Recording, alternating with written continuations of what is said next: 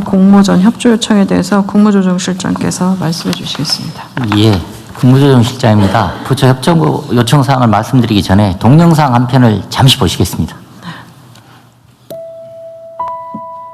우리도 남들처럼 두 다리 쭉 뻗고 좀 편하게 살아야지 않겠어? 얼마나 좋아! 컷! 야, 나 이번 샷 너무 좋은 것 같은데요? 무조건 천만 갈 것 같은데? 아니야 오히려 불편한 규제를 드디어 얘기했을 때의 그 속 시원함, 그걸 쫙 끌어올려서 다시 한번 가보자고. 자, 다시 한번 갈게요. 좋은 것 같은데. 액션! 말혼이 좋아! 패션이 좋아! 좋았어! 홈을 담아서 내뱉는 거야! 천만 불편 규제 제한 간다! 뻥 뚫리니 좋아! 스트레스 풀리니 좋아! 그렇지! 천만 가자! 야, 이거 맞아? 국민의 아이디어로 생활 속 불편한 규제 싹 가시는 그날까지 규제 합리화 대국민 공모전 지금 바로 참여하세요. 상 받아 좋아! 박수 쳐야 되는 거야? 거 좋아! 옥자 잡고 싹 끊어버리니 좋아! 얼마나 좋냐고! 컷! 이건 뺄게. 왜? 너무 과해 지금. 과하네. 예, 지금 방금 소개해드린 동영상은 규제 합리화 대국민 공모전을 안내드리는 내용입니다. 이 영상을 만드는 취지는 저희가 두 가지입니다. 1. 국민들로부터 현장의 생생한 불편 사례를 좀 제안받기 위함이고요. 두 번째로는 요즘에 국무회의를 시청하시는 국민들이 많으십니다. 그래 조금이나마 쏠쏠한 재미를 선사해드릴까 해서 동영상을 만들었고요. 그리고 쉽고 재미있는 동영상을 만들기 위해서 지금 출연하신 분이 옛날 나 혼자 산다에 대한 TV 프로그램에 나온 개그맨 임우일 씨입니다. 그리고 그 내용을 구성하는 데도 있어서도 최근에 화제가 된 광고 영상이 있습니다. 그 광고 영상을 패러디해가지고 만들었어요. 돈은 많이 들었느냐? 많이 안 들었습니다. 네. 좋은 일 한다고 저렴하게 해주셨습니다. 그래서 이거 관련해서 제가 국민 여러분께 드리는 부탁 말씀이 있고 이 자리에 계신 분들께 드리는 부탁 말씀이 있는데요. 국민 여러분들께서는 7월 10일부터 8월 14일까지 불편 규제를 제안해 주시면 되는데요. 인터넷 검색창에 규제 합리화를 쳐셔도 되고 규제 합리화 공모전을 치시면은 바로 제안창으로 연결이 되도록 되어 있습니다. 그리고 두 번째로는 관계부처에 부탁드리는 건데요. 저희가 쭉 이렇게 국민 제안이 수렴이 되면은 부처에 검토를 요청드릴 텐데요. 불수용, 수용 곤란 이런 거보다는 수용 아니면 대안 제시 이런 식으로 검토해 주셨으면 합니다. 그래서 이 대국민 공모전이 성과 있게 진행돼서 지금 방금 동영상에서 보신 것처럼 국민들께서 두 다리 쭉 뻗고 편하게 사는 세상이 조금이라도 빨리 왔으면 합니다. 잘 부탁드리겠습니다. 네. 요 비공개하기 전에 한두 가지 좀 말씀 좀 챙겨볼게요. 저희 행안부 장관님. 우리 계곡 정비하는 거 있잖아요. 네네. 그거 어떻게 돼가요? 그 계곡 정비를 전부 조사를 했는데요.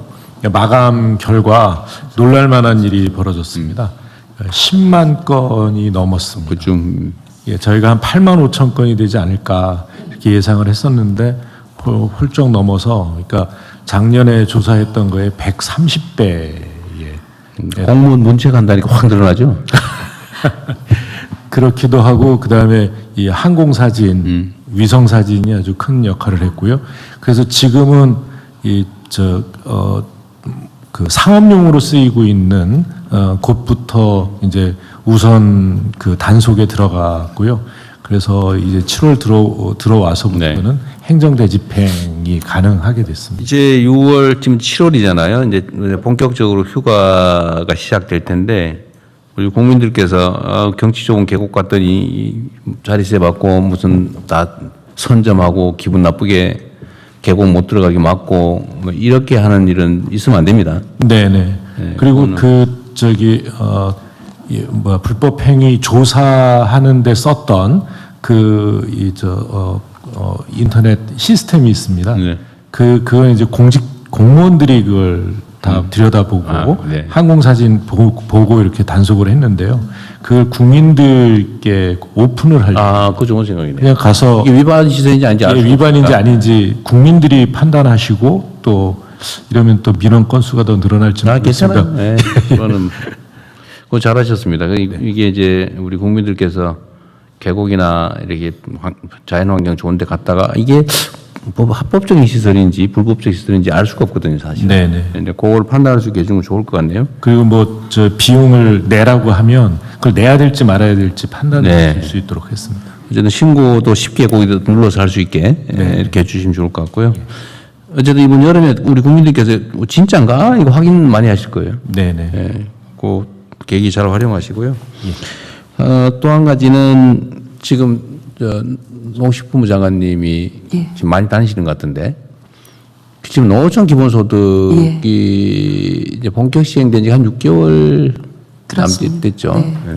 좀 어떻습니까? 다녀보면? 지금 제가 오늘 10군데 그동안 했었는데요. 오늘 마지막으로 10번째 지역 청양군 오후에 방문을 합니다. 청양에? 예. 지금까지는 지난번에도 한번 말씀드린 것처럼 인구도 늘어났고 거의 5% 가까이 늘어났습니다. 그리고 그 소비처가 되는 가맹점도 늘어났고 그다음에 창업도 늘어난 게 중요한데 창업도 500건 넘게 늘어났고요. 500건 넘게 창업이 됐다고요? 네, 그다음에 그 뭐 우려들을 많이 하시는데 옆 지역에서 온 거 아니냐, 빨대 효과다 이런 우려가 있었는데 저희들이 해보니까 옆 지역으로 이주한 경우는 그 전체 그 이동 인구의 2.2% 그것밖에 안 돼요? 정도였고요. 예. 대부분 수도권과 대도시에서 간 것이 45%. 산 넘어 옆군으로 그렇지 갈 것 같은데 안. 물론 지역적으로 조금 더 양이 많은 지역이지만 전체적으로 보면 그렇습니다. 그래서 그렇게 갔고요. 그다음에 그 창업이 늘어난 게 중요하고 젊은이들 증가율이 그 전체 인구 증가율보다 더 많습니다. 그러니까 젊은이들 증가율이 6% 정도가 되니까요.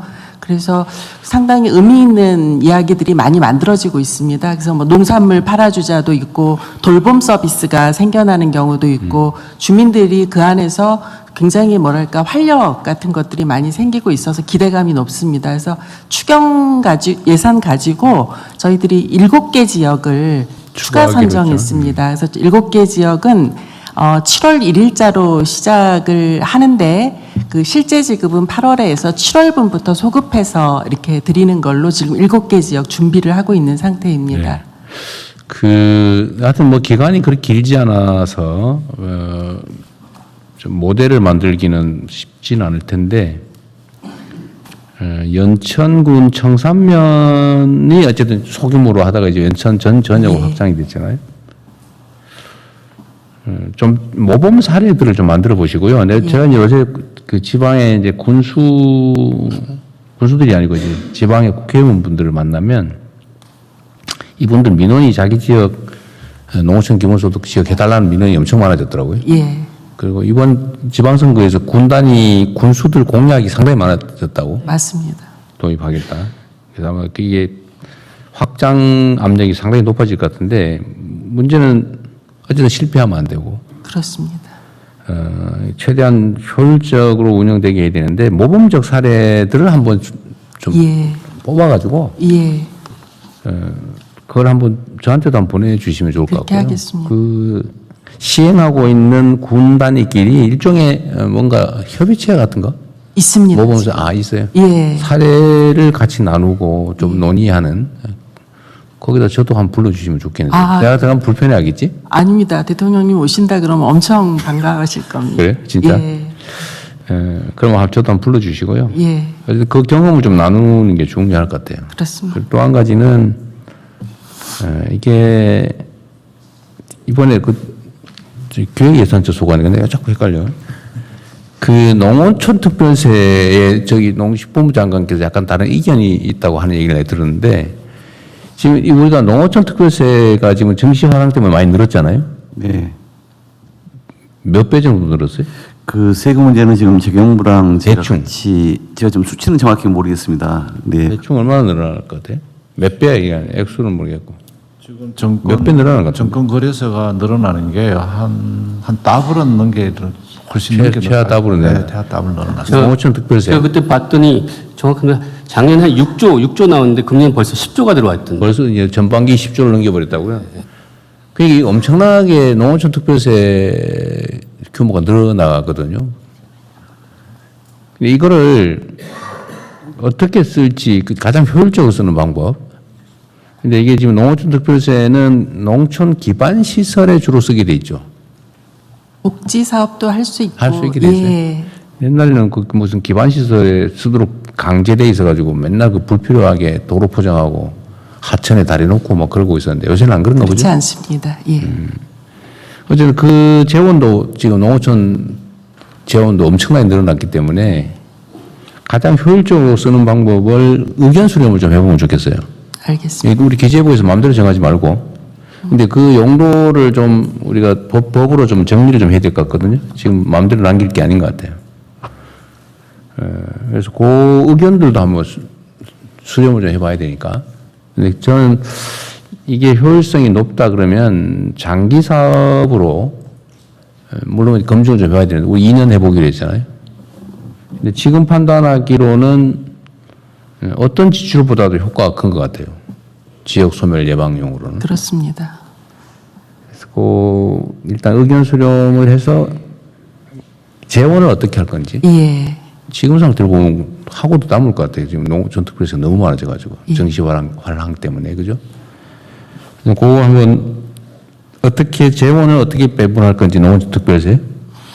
예, 재정 이번에 미래대연경 만든 것 같이 각 분야별 재정 거버넌스 네. 개혁 방안으로 농특회계 목적, 그 용도 이런 쪽을 전반적으로 현재 상황하고 어떻게 할지를 그것도 저한테도 좀 개요를 먼저 좀 주시고요. 검토하고 있습니다. 세부 논의는 좀 해서 나중에 따로 한번 논하죠.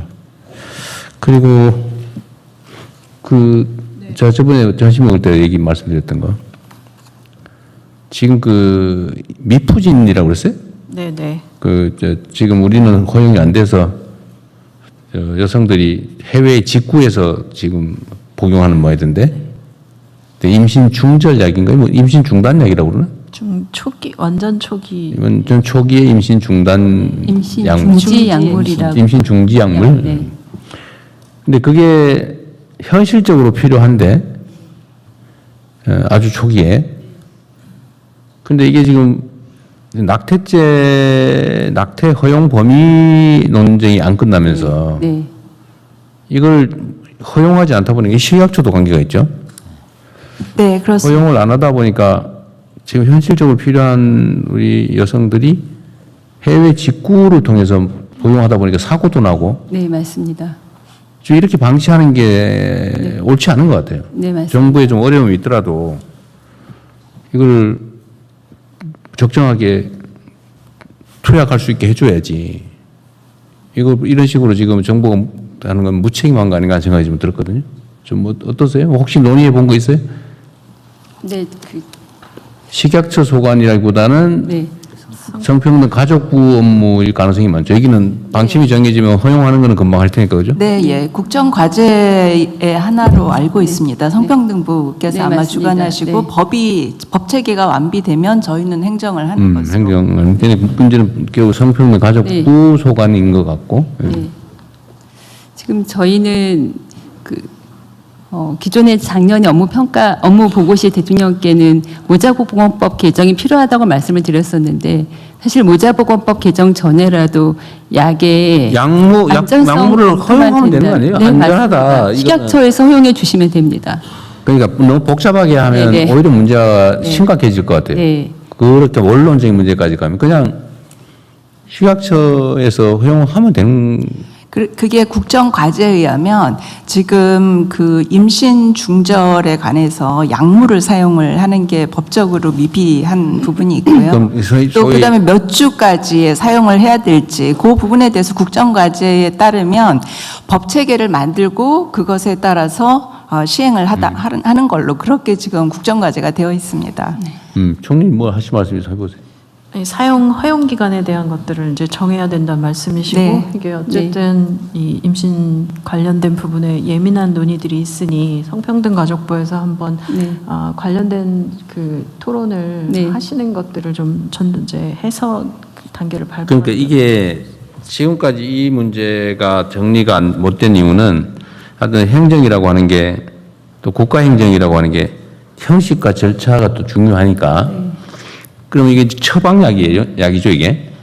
네, 아직 신약으로 허가가 되지 않았지만 전문의약품이 될 것으로 생각합니다. 한다면 전문의약품이 될 거고 전문의약품은 의사가 처방해야 되고 의사가 처방을 하면은 이제 그때부터는 이제 임신 몇 주까지 이걸 허용할 거냐가 문제가 되고 그러면 정부는 그 기준을 정해 줘야 되고 그 기준을 정하려고 하니까 낙태죄의 허용 문제가 이제 논란이 되고 그 몇 주까지 할 거냐 가지고 얘기하다 결론이 안 나서 결국은 지금 아무것도 못하고 있는 상황이잖아요. 그 와중에 이게 지연이 되면서 이게 현실적으로 필요한 여성들은 이걸 구매해서 투약하지 못하는 상황이 해외는 다 하고 있는데 그러니까 사실 법 밖에 방치하면서 사실 정부는 책임을 모면하겠지만 국민들은 위험에 빠지는 거죠.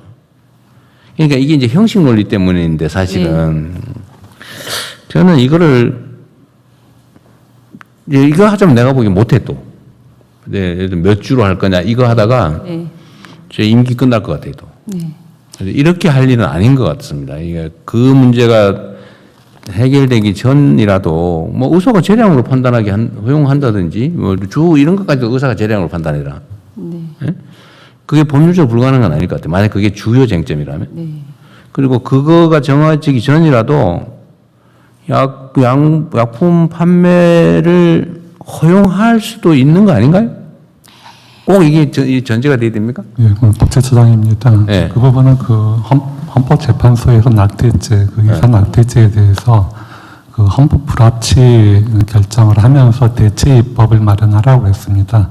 근데 그 이유 중에 아마 그 태아가 모체로부터 독립되었을 때 자생할 수 있는 기간을 대략 한 20여 주로 보고 그 기간 내에는 이제 낙태를 허용해야 된다는 취지로 불합치 결정을 내렸는데 사실은 굉장히 우리나라의 전반적인 관념에 비춰볼 때는 굉장히 그 빠른, 그러니까 굉장히 좀 진보적이랄까 전향적인 그런 판결이기 때문에 아마 그 국회에서도 그거를 쉽사리 대체 입법을 하지 못하는 문제가 있습니다. 지금 말씀하신 것도 이 낙태죄가 허용이 되는 걸 전제로 하는 것인데 그러려면 대체 입법이 마련이 되긴 해야 됩니다. 아니, 그러니까 그게 형식적으로 맞는 말이에요. 그러니까 못했지. 근데 이거를 그러면 낙태를 몇 주까지 허용할 거냐고 하면은 이건 논쟁하느라고 세월이 이제 밤샐 거고 결국 그러다가 결국 지쳐서 못할 거예요. 누가 이거 물론 뭐 대통령이 죽을 각오고 할 수는 있겠지.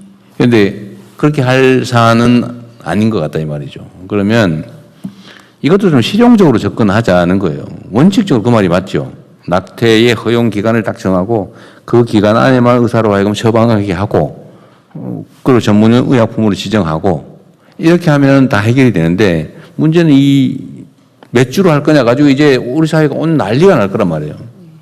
그래서 그 하나의 그 대안은 일단 국회가 입법을 하지 않은 상태를 하더라도 22주보다도 굉장히 적은 예컨대 뭐 10주라든가 5주라든가 국민 모두 대부분이 이렇게 그러니까 그 동감할 만한 그런 기준을 설정하고 그 범위 내에서는 그 허용을 하는 사실상 처방약으로서 허용을 하는 것도 하나의 방법을. 근데 그거를 5주냐 10주냐 그것도 결정하기 어려울 거라니까요. 문제는. 그렇다면 결국은 이제 대체 입법으로 갈 수밖에 없습니다. 아니, 그래서 저는 그런 생각이 들어요. 오늘 요까지만 얘기하고 이제 다음 그 논의를 좀 준비해 오시면 좋겠는데요. 각 관련된 부처에서는 그 전에 총리께서 주재해서 회의를 좀 하시고요. 근데 저는 그런 생각이 듭니다. 이게 그 원론적으로 다 맞춰서 해결하는 것도 좋은데 약간 좀 어정쩡한 봉합이라도 방치하는 것보다 나으면 봉합이라도 해놔야 되는 거 아니냐 생각이 드는 거예요. 봉합은 어떤 거냐면 그냥 반드시 몇 주로 해가지고 대체 입법을 하고 낙태죄에 대해서 규정을 하고 다 끝난 다음에 이 문제를 해결하는 게 아니고 그건 그대로 하고 이 약 처방에 대해서는 의사가 그냥 판매하는 나라도 있을 것 같아요. 네, 맞습니다. 그냥 판매하는 나라도. 네. 판매 허용, 그러니까 전문의약품으로 처방 없이 판매하는 나라도 있을 것 같아요. 네, 네.